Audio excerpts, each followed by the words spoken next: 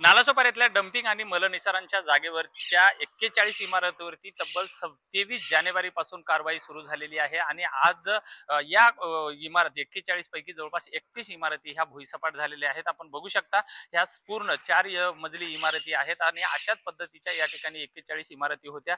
आता जवळपास 31 इमारती ज्या आहेत ह्या पूर्णपणे भुईसपाट झालेल्या आहेत आणि आज मोठ्या प्रमाणामध्ये पालिकेने जवळपास 8 ते 9 जेसीबी लावून या ठिकाणी कारवाई सुरू केलेली आहे। जवळपास 2 दिवसामध्ये ह्या सर्व 41 इमारती भुईसपाट होतील आणि हा पूर्ण 35 एकरचा जो भूखंड आहे हा या ठिकाणी संपेल त्या असं पालिकेकडून सांगण्यात आलेलं आहे। माझ्यासोबत स्वतः अतिक्रमण विभागाचे उपायुक्त दीपक सावंत सर आहेत। सर काय सांगणार एकंदरीत कशा पद्धतीची कारवाई आहे, आज किती इमारती पाडल्यात आणि आतापर्यंत किती झाल्या?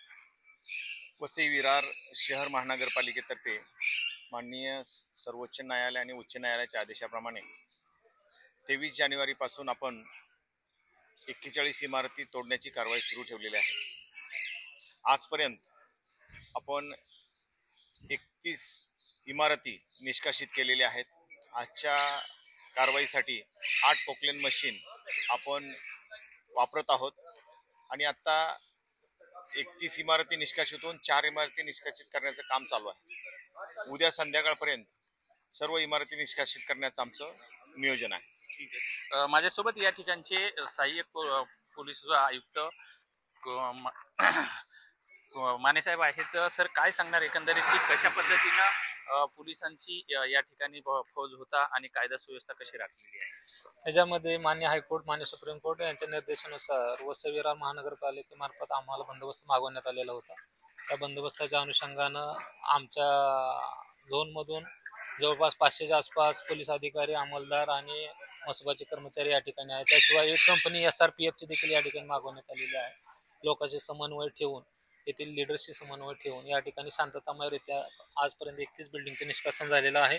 अजून देखील निष्कासन सुरू आहे। आज देखील 7-8 इमारतीचं निष्कासन या ठिकाणी होणार आहे। 1-2 दिवसात सर्व कारवाई पूर्ण होणार आहे।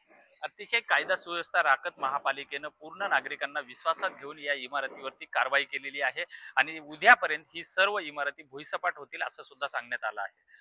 विजय गायकवाड, TV9 मराठी, नालासोपारा।